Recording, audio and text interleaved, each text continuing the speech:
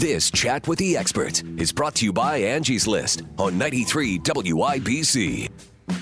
Welcome back to Chat with the Experts, brought to you by Angie's List. We just had Fritz Clues of Innovative Garages here on the show to give us the skinny on how to spruce up your garage. You had a lot of really great tips when it comes to organized layouts, floor coatings, and a whole lot more. But now it's time to transition to our Writer's Block segment. And this is the portion of the show where we invite on one of the creators of Angie's List magazine and online content. And today we're happy to welcome Angie's List auto columnist Tom Moor. He's a good pal of ours. He's been on the show a few times before to talk about cars, and we're happy to have him back today to talk about a few articles he's written recently. Tom, welcome back to the show. It's great to be here again, Kyle. Thank you. Yeah.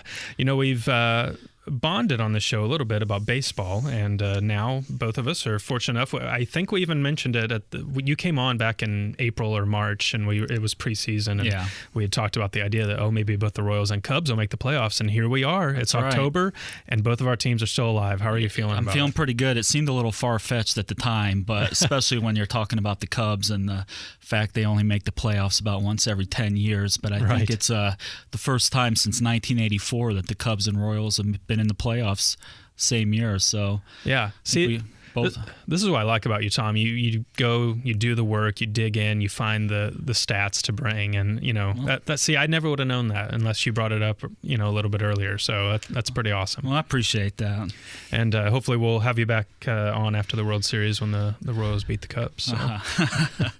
You recently wrote a helpful article on how long a car battery lasts.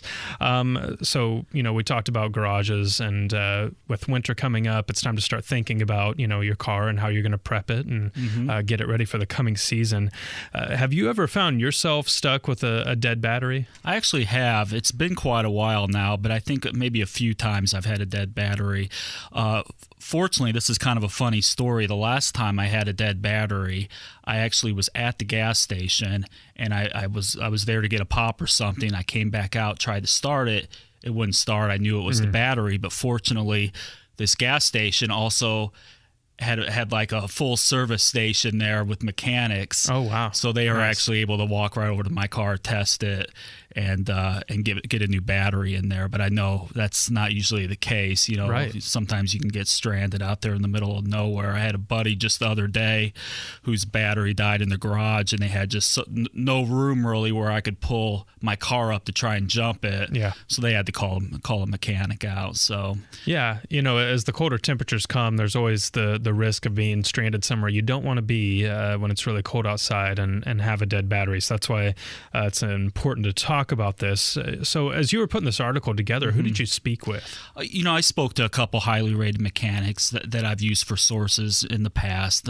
These are experts that are, know just about everything, when it comes to cars, whether it's your brakes or your alternator, or in this case, your car battery. So they provided some very valuable insight on the topic. Yeah.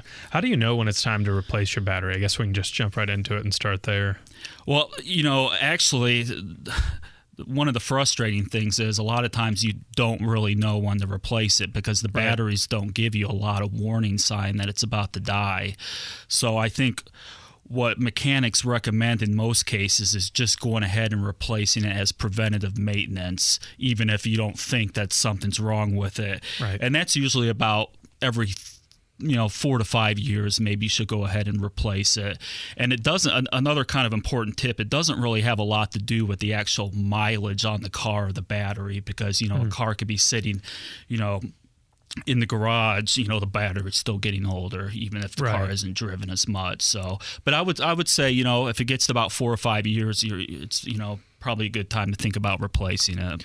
Yeah, you kind of mentioned that it often happens kind of out of the blue and unexpected. Are there any signs at all that you can be looking for? Or? There are a couple signs. One service provider, a mechanic in Humble, Texas, I talked with, said some of the older cars would sometimes kind of give a little bit of a warning sign before they die by low cranking, but nowadays not as many. A couple signs you might want to look out for is if you see some acid leaking or some corrosion buildup on the battery. Yeah. So those are two signs, but in a lot of cases, unfortunately, not a lot of warning signs. Is there anything you can do to kind of prolong the life of the battery? Anything you should be thinking about? Or I guess are there ways that people kind of run it down without even realizing they're doing it? Well, you can check your battery regularly. I don't know if there's a lot of things people can do, that actually run the battery down. But you can have it tested regularly to see if it's getting low, or and you can also have to clean the outside of the battery terminals and the connected wires. Mechanics say you can actually use a toothbrush, water, and baking soda to clean around the terminals. But it's a good idea to make sure that the vehicle is off, and you want to remove the negative and positive clamps in that order.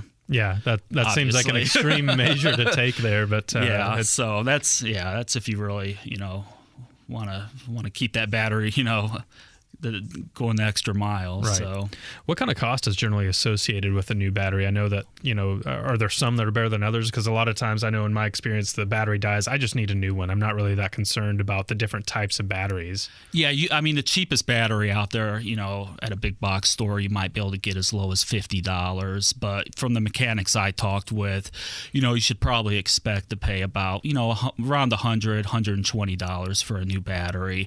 Now there are gel batteries that are a little more expensive. Now these can cost maybe an average of about $200, and the reason they cost a little more is because they last a little longer. Yeah, it seems like if you were thinking, hey, I've had my battery for 5-6 years, winter's coming up, now's the time, that if you're going to replace it and get ahead of a potential problem, now's the time to do it. Is that a fair assessment? Yeah, I think that is a fair assessment. I think with it turning cold now, once it gets in the winter, it takes more power to get that battery cranking each morning. So not to mention, you don't want to be stranded in the middle of freezing temperatures with the dead battery. Obviously, right. If that's going to happen, I'd probably prefer it to be nice and sunny outside. Yeah, no kidding.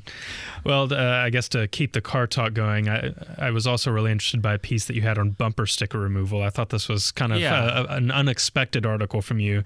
How do you get a bumper sticker off the car? What'd you find out? It's interesting. I found out a lot of people try and remove the bumper stickers either when they're trying to sell the car, or sometimes, one detailer told me one of the most popular times to remove these is actually after an election cycle, because you have your candidates' bumper stickers on there, and you might have been on the losing end there, so you're ready to get get that off. Yeah. And these are actually more difficult to get off than you might think. Because you don't want to damage the paint. You actually want to either use a steam, a hair dryer, or a heat gun to actually heat up and the adhesive that's behind the actual sticker, and that way it's much easier to peel off. What were some of the things you found that you shouldn't be doing when you're trying to remove the bumper sticker? Well, one thing you definitely shouldn't use is a razor blade or a screwdriver. I mean, for obvious reasons. You try and do this yourself. Do it really quick. You're gonna either gouge your car or scrape some of that paint right off. So it's actually it's definitely the best idea is to heat that glue up so it's much easier to peel right off.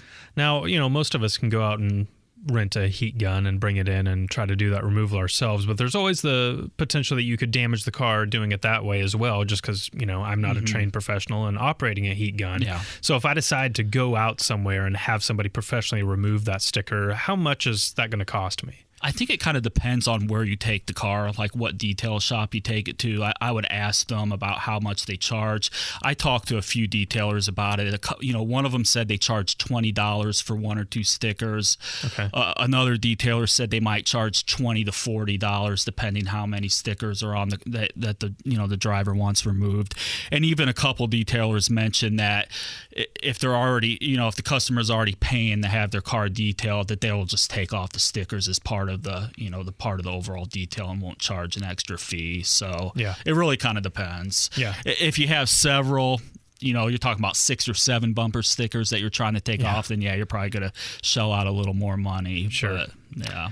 I've never put a bumper sticker on just because I think it's a family thing. My parents didn't do it either. Just always worried about damaging the car. They would get those, the honor roll student. They wouldn't put it on. I was always like, gosh, But I think I learned, maybe that's just not something I want to have stuck to my car forever. So well, one other tip too when it comes to the bumper stickers is if you actually stick it on the glass, like your back window, right, it's much easier to get off, and you won't run the risk of damaging the paint. So if you want to stick your Royal sticker on there, that's the window's a good place to put it. Yeah, we'll hope that one of us is able to put a championship sticker on after this October. Tom, this has been great as always. Thank you for coming on the show today. All right, thanks for having me, Kyle. Again, a big thank you to Fritz Clues of Innovative Garages for coming on the show as well. If you missed anything at all, you can get our show by subscribing to our podcast on iTunes. Just pull up iTunes, search Chat with the Experts, hit the subscribe button, and stay up to date on every show as we release it. You can find us at angieslist.com. If you use the promo code WIBC40 when joining today, you'll get 40% off an annual membership. That'll do it. Thanks for joining us. We'll catch you next time. Introducing the all-new Angie's List app, your on-the-go resource for great local service. Wherever you are, whatever you're doing, you can access ratings and reviews, shop offers, and request scheduling assistance from the palm of your hand. Submit and stay up to date on your projects. Redesigned and easy to use, the new Angie's List app makes getting more from your membership simple and convenient. Anytime, anywhere. Download the free Angie's List app on iTunes today.